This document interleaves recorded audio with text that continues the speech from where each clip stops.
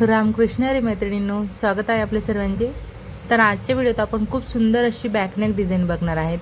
त्यासाठी मी तर back पार्टची cutting करून घेतलेली आहे आणि गळा रुंदी तसंच गळा उंचीला मी किती घेतलेला आहे, पूर्ण टोटल गळ्याची वरची रुंदी तसंच खालची रुंदी मी तुम्हाला इथं स्क्रीनवरती माप दिलेले आहेत। सिंपल असा राऊंड शेप मी दिलेला आहे आणि तोच गोल आकार आपल्याला दुसऱ्या बाजूला असा म्हणजे प्रेस करून घ्यायचा आहे।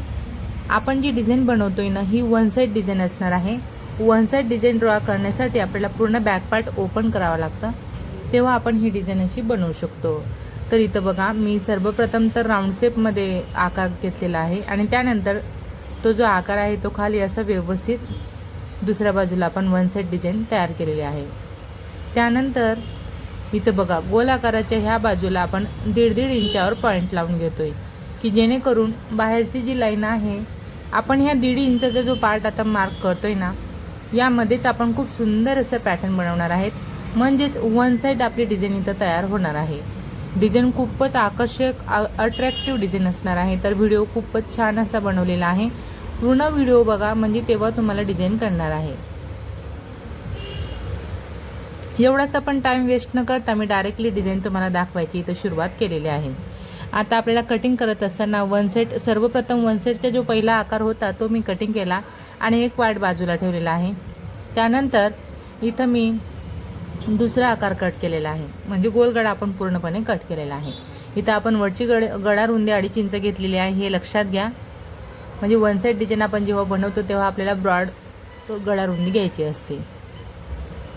आता आपण जे 1.5 इंचाचं पॅटर्न ड्रॉ करून घेतलेलं आहे ते मी कटिंग करून बाजूला केलेलं आहे। अशा पद्धतीने आपल्या बॅक पार्टचे 2 पार्ट इथं झालेले आहेत। तर हे दोनही पार्ट मी आता व्यवस्थित असं आपलं जे ब्लाउज पीस आहे त्यावर ठेवत कटिंग करून घेते आणि पुढची स्टेप तुम्हाला इथं दाखवते।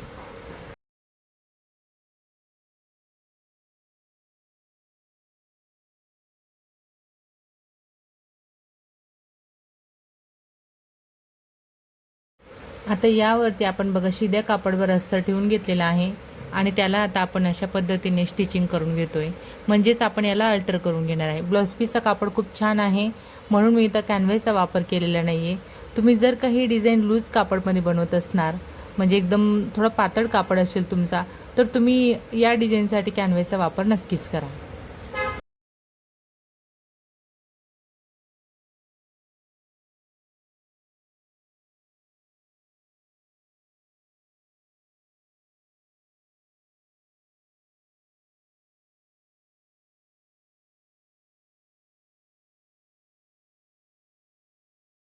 आता स्टिचिंग झाल्यानंतर आपण आपलं हे जे एक साईडचं पार्ट आहे ना, हे पलटवून घेणार।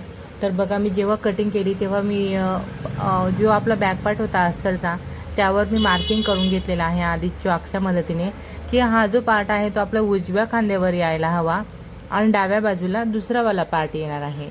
तर ही डिझाईन तुमची चुकून त्या दिशेने नको व्हायला, कारण आपला डाव्या बाजूला पदर असतो म्हणून आपली डिझाईन केलेली त्या बाजूने एवढी दिसणार नाही, म्हणून आपल्या उजव्या साईडला ही डिझाईन करायची आहे। या सर्व गोष्टींची तुम्हाला देखील काळजी घ्यायची आहे।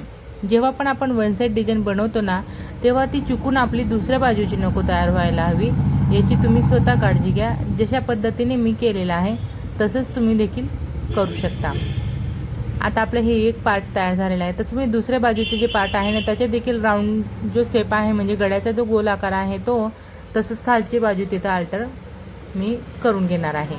आणि थोडासा हा जो मेन कापड आहे तो मी एक्स्ट्रा राहू दिलेला आहे, कारण आपण यावर पॅटर्न अटॅच करणार आहेत। तर त्याला मी तिथल्या तिथं फोल्ड करून घेईल अशा पद्धतीने।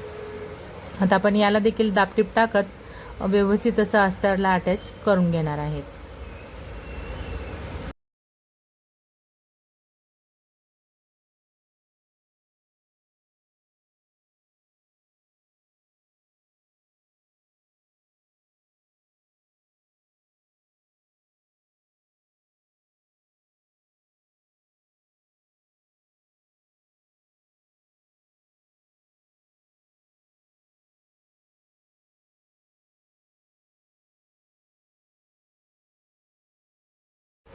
आता आपले दोन्ही पार्ट तयार झाले, त्यानंतर आपल्याला वन साइड पार्ट जे आहे ते पेपरवर ठेवायचं आहे अशा पद्धतीने। आणि तुम्ही चॉकच्या मदतीने किंवा मार्करच्या मदतीने इथं मार्किंग करू शकता. म्हणजे जो आकार आहे ना आपला तो मार्क करून घ्यायचा. त्यानंतर त्या आकाराच्या बाहेर आपण 1-1 इंचावर निशाण असे लावून घेतलेले आहेत. म्हणजे मी 1-1 इंचावर पॉईंट ठेवले. हा 1 इंच आपला मार्जिनचा असणार आहे, म्हणजे आतमध्ये जाणारा वेस्टेज कापड आपला हा असणार आहे. ठीक आहे. तर इथं बघा आता आपण 2-2 इंचावर पॉईंट लावून घेतोय. जी आपण एक मेन लाईन मार्किंग करून घेतली ना बॅक पार्ट ठेवत, त्या लाईनच्या पुढे आता मी 2-2 वर पॉईंट लावून घेते. कारण आपण 2 इंच कापड तिथून कट केलेला आहे, तोच आता आपल्याला पॅटर्न इथं तयार करायचा आहे. म्हणून आता आपण हा जो पेपर आहे तो अशा पद्धतीने 2 इंच पुढे आणि 1 इंच मागे, म्हणजे असं बरोबर टोटल जो आहे ना आकार तो 3 इंचाचा मी इथं तयार केलेला आहे. थोडा मी पेपर एक्स्ट्राचा कटिंग करते, शिवत असताना मग मी त्याला बरोबर करणार आहे. आता हा जो पहिला शेप आहे तो मी आहे तसाच कटिंग करून घेते, म्हणजे जसा मी मार्क केलेला आहे तसंच मी कटिंग करते. त्यानंतर आता आपण ही जी पट्टी घेतलेली आहे ती बरोबर आपण 2.5 इंचाची घेतलेली आहे. तर याला फोल्ड करत आपण अशा पद्धतीने पलटवून घेणार. पलटवून झाल्यानंतर म्हणजे ह्या ज्या पट्ट्या आहेत ना ह्या खूप साऱ्या लागणार आहेत आपल्याला, थोड्या जास्तीच्या. तर याला पलटून झाल्यानंतर आपण बरोबर 3-3 इंचामध्ये छोट्या छोट्या स्ट्रीप कट करणार आहेत. ठीक आहे. व्यवस्थित असं 3-3 इंच मोजेत आपण पट्ट्या कट करून घेणार.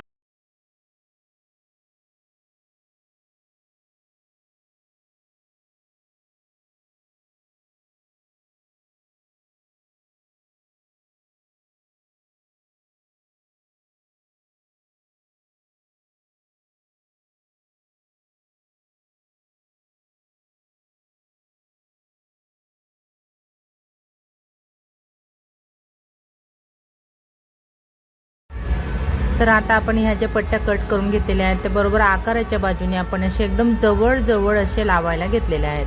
तर तुम्ही लक्षात घ्या की जो आकार मी कट केलेला आहे ना परफेक्ट असा त्याच आकाराने मी आधी लावून घेते आणि मग दुसऱ्या बाजूने आपण सेम पद्धतीने त्यांना स्टिच करून घेणार आहे.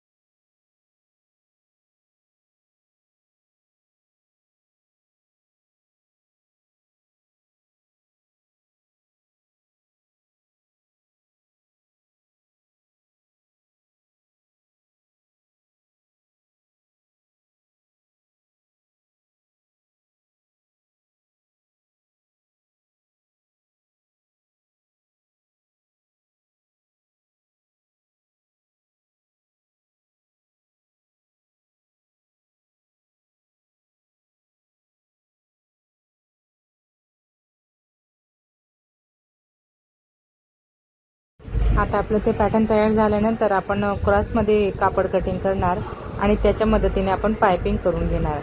पायपिंग झाल्यानंतर मी जो बॅक पार्ट आहे ना तो व्यवस्थित असं इथं अटॅच करून घेणार आहे.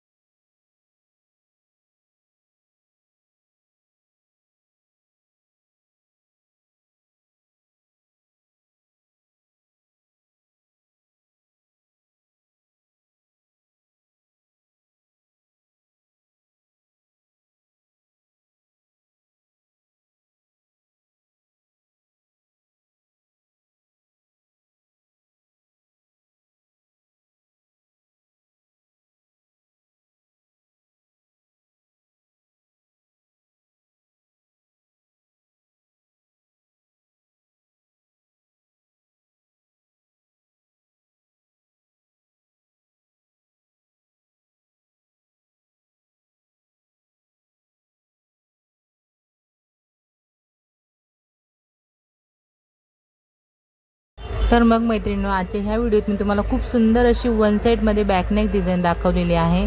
तर तुम्ही देखील ह्याच पद्धतीने डिझाईन बनवू शकता। आजचा हा व्हिडिओ तुम्ही माझा पूर्ण शेवटपर्यंत बघितला त्याबद्दल तुमची सर्वांची खूप खूप धन्यवाद। असेच माझे व्हिडिओ बघत चला व मला सपोर्ट करा। आवडला असेल व्हिडिओ, थोडा जरी फायदेशीर वाटला असेल तर मात्र व्हिडिओला नक्कीच लाईक करा, शेअर करा, कमेंट करा। चॅनलवर नवीन असणार, पहिल्यांदाच बघत असणार तर चॅनलला सबस्क्राईब करा।